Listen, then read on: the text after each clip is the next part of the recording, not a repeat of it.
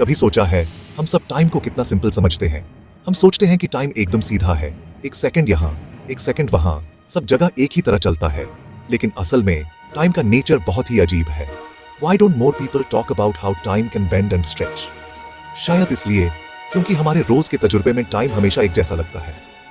लेकिन जब हम साइंस की दुनिया में जाते हैं तो पता चलता है कि टाइम सच में कितना अजीब है। I don't think people understand how weird time really is.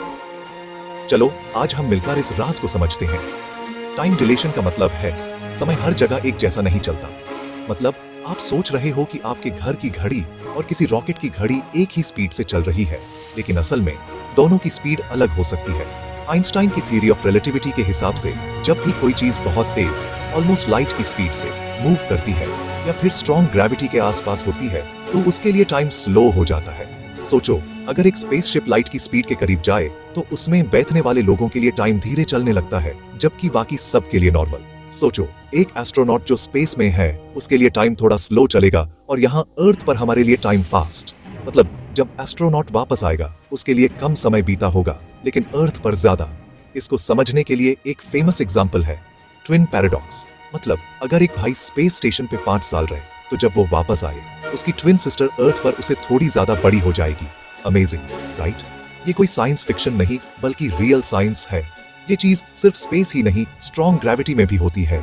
जैसे अगर आप किसी ब्लैक होल के पास जाओ तो वहां टाइम बहुत स्लो हो जाएगा कंपेयर टू डोर खड़े किसी ऑब्जर्वर के लिए। और सिर्फ स्पेस या ब्लैक होल ही नहीं, ये इफेक्ट हमारे अर्थ पर भी होता है। जैसे अर्थ के सेंटर के पास टाइम थोड़ा स्लो होता है कंपेयर टू माउंटेन्स पे।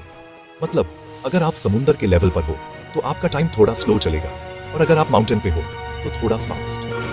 पर डेली लाइफ में ये डिफरेंस बहुत छोटा होता है तो हम महसूस नहीं करते। हमारे लिए ये माइक्रो सेकंड्स का फर्क है, लेकिन जीपीएस सैटेलाइट्स के लिए ये बहुत इंपॉर्टेंट है। उनकी क्लॉक्स को बार बार एडजस्ट करना पड़ता है, वरना नेविगेशन गलत हो जाएगा। तो नेक्स्ट टाइम जब तुम क्लॉक देखो या सोचो कि टाइम स्लो हो रहा है एग्जाम हॉल में, क्या हो सकता है तुम फास्ट ट्रैवल कर रहे हो। शायद तुम्हारे आसपास की ग्रेविटी या स्पीड तुम्हें महसूस नहीं हो रही, लेकिन टाइम अपना काम कर रहा है। आइंस्टाइन ने कहा था, time is not absolute, it's relative. हर किसी के लिए टाइम का एक्सपीरियंस अलग हो सकता है डिपेंडिंग ऑन उनकी स्पीड और ग्रेविटी।